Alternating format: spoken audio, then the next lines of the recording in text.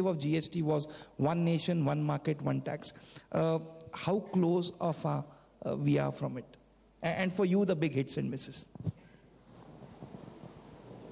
Well, I would largely agree with the co-panelists' views on the fact that ushering in GST itself was a triumph. We all thought we were starting off with a very clean slate and we could have a perfect taxation law if that is possible. But trying to carry along the views of multiple states, the views of multiple concerns was a challenge in itself. And yes, we are also working within tight timelines. I think at the end of the day, we were all happy that we have got in place a GST law per se, and the functioning of the GST Council leading to the finalization of the GST law is a tribute, like you rightly mentioned, to the functioning of the statesmanship shown by each one of the ministers, and especially the chair of the GST Council, the finance minister. So I think the biggest plus is the fact that we have gotten a law. Yes, the law could have been better. I mean, there's no doubt about this fact that we could have avoided very many of the pitfalls which we had encountered in the earlier versions of the indirect taxes in the country. We tried to do that. Yes, while trying to do that, we had to carry with us the concerns of the states. And remember, the experience of the states was very, very different when it came to VAT and CST, which kept getting factored in the experiences of the center. And we had to sort of gel the two and make it into one law. So in the process, you had the examples of square pegs and round holes and vice versa being sought to be fit into the statute itself. Multiplicity of rates, you're aware more than anybody else of the fact that we were at the initial stages concerned about revenue. We went strictly by the principles of equivalence at that point of time. And we had multiplicity of rates. An ideal sort of a tax would have been a single rate or two. Now, just as you're appreciating the 28 being brought down to 18, I wonder what will be the reaction if the 5 and 12 will be brought up to 18, which is also a principle of having a single rate. And could the government have done that? It was a huge challenge. When we set off into GST, we didn't even know how much revenue we're going to get. We had to get the same sort of numbers. Add to that the burden as part of the grand bargain to get the constitutional amendment through, that I will give you for 5 years loss of revenue. Where am I to get that revenue from? Except put a cess. The idea of the cess was only that we have a specific separate account and an amount which will cease once the 5-year period comes to an end, rather than burdening everybody else on an amount which is going to be shared with the states over and above whatever the Finance Commission is going to award. So it is not a perfect solution again, but that's a sort of a solution which we arrived at only because that is the only way to address the concerns of the states. The manufacturing states are extremely concerned, which is the basic reason why the entire process itself got delayed for all those many years. So yes, there were challenges. We could have done better. But I think, please look at it positively as a template now available with you on which we can definitely keep improving as we go along, which is what the GST Council has been doing. They have responded with tremendous amount of speed to the concerns of the trade.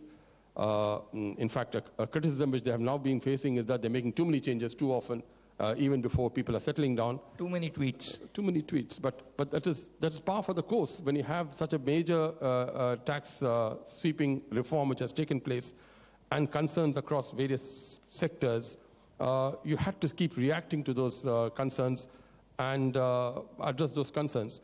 And all this got aggravated by the technology provider not rising up to their desired efficiencies. Are you disappointed, sir, on that score? Are you disappointed? Honest confession. I wish it could have been better, because very many of the criticism of the structure of the law emanated from the failure of the technology to support that law. And yes, should I make the law in such a way that technology supports it, or should technology change its way in the manner in which the law is? It's a question of the dog wagging the tail or the tail wagging the dog, and which is the dog and which is the tail in this case. One really doesn't know. So we have concerns on that. Let's get a quick answer from Lakshmikumaran sir and Rohan bhai also quick. On the technology score, of course, a lot of people believe that the GST is probably in an unenvious situation to create such a mammoth IT infrastructure where you have to have upload a billion transactions, millions of returns a month, a day, or whatever. It's not easy. Are we being unfair on the GST, or are you equally disappointed? I think let us fix. I think Najib says which is the dog, which is the tail. Let us first fix that. As far as the law is concerned, that is supreme. That is the will of the people. Parliament has spoken, state legislature has spoken. The technology is the handmaid. She has to work according to the dictates of the law, which has failed, or at least partially failed. They are now fixing it. As Rohan once mentioned, the way the fixing is taking place in technology is analogous to changing the wheel when the car is running. Exactly, he gave one of those statements. I don't know if you remember or not. And it's actually happening. So therefore, there are hiccups, there are problems and all those things. But I am very clear as far as the law is concerned as supreme, and the technology has to support it. Yeah. And two, I understand all the concern which Najib has mentioned. Yeah. I am not unaware. I will support whatever he said. But your question was different. Your question was not whether the government was justified having these different rates. Your question was, can the law be simple? If I have to ask the question is simple, I must say this can. If the government is justified, I think that there are political that's compulsions. A different but it is, I think he conceded that political compulsions. Even political compulsion, valuation could have been better. There I cannot take the excuse of the government. Yeah. Yeah. Rohan bhai, technology, did you assume a year back, did we all assume that technology is a given? So, let me sort of frame this a little differently. As Mr. Shah rightly said, he says, who is it the law something that should have been supported by the technology, the other way around? What we're really missing is that in all of this, we have precedents on the supremacy of the law, the constitution, the legislature, so everything comes subsidiary. What we sometimes forget in governance is that the most important thing is the perception of the citizen. The citizen was dissatisfied with his experience of migration to GST. This was a team which was playing to deliver a tax which was weighted on as being the simple solution to your indirect tax problem. The fact that we let them down on perception, and the fact that we spend so much time and effort correcting almost on a daily basis is something which has left people with a sense of saying, ye GST problem hai. The effort which has gone into frame this does not deserve that epitaph. That is my only problem. The last word on technology will be with sir. So, when did you first get an inkling that on the technology front we might be a bit lacking? When did you first get an inkling that technology may not be able to, stand up to people's expectation or to handle this load? No, let me react by saying that, look, we wanted GST to be technology-driven, the entire implementation. That was very clear in everybody's mind, that it should be completely technology-driven.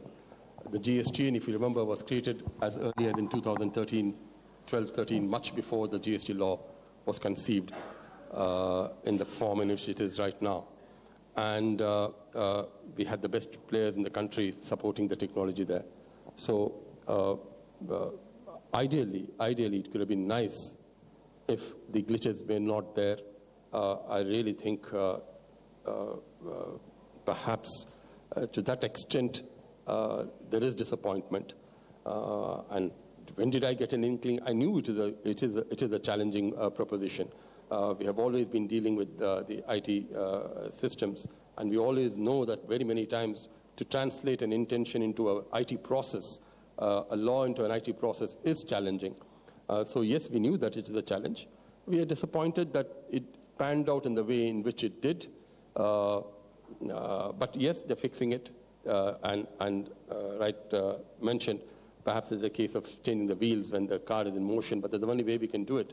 And it is being fixed. So hopefully, those are issues that will get sorted out. The car has no option but to keep running. The car can't stop. We can't take a pit stop. May I just ask a question? Sure. A little inconvenient. We are seeing this whole debate on a daily basis now in the Supreme Court in terms of citizens' information being available to the government and, you know, what could happen with that, what could not happen with that. It has troubled me, and I couldn't have a better set of people to ask than this panel. When we talk of GST, it's the repository of the commercial information and economic information of India at an unprecedented scale. This GST is a great asset, but it also is probably our greatest economic vulnerability. That data which is there, what is the level of sanctity of its protection?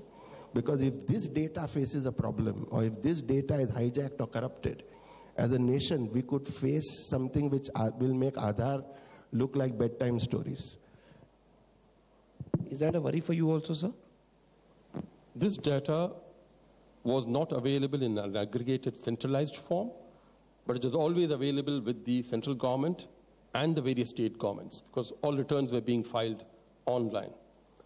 Now we have a situation where all this is centrally available, and from all accounts, I say this with whatever knowledge I have, this is a concern which you constantly kept interacting with the GSTN about.